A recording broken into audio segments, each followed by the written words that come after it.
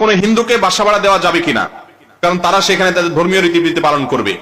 হিন্দুদের সাথে সাধারণ যত কায় কারবার লেনদেন এটা করা জায়েজ আছে, এটা না জায়েজ না।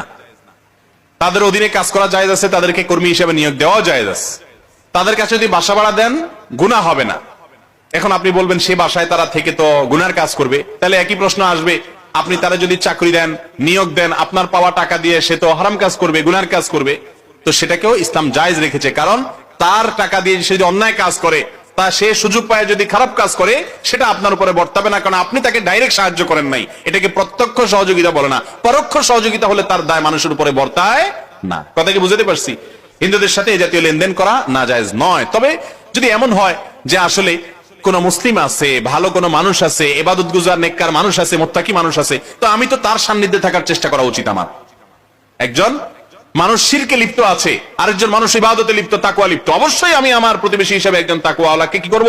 প্রাধান্য দেব এবং দেওয়া উচিত।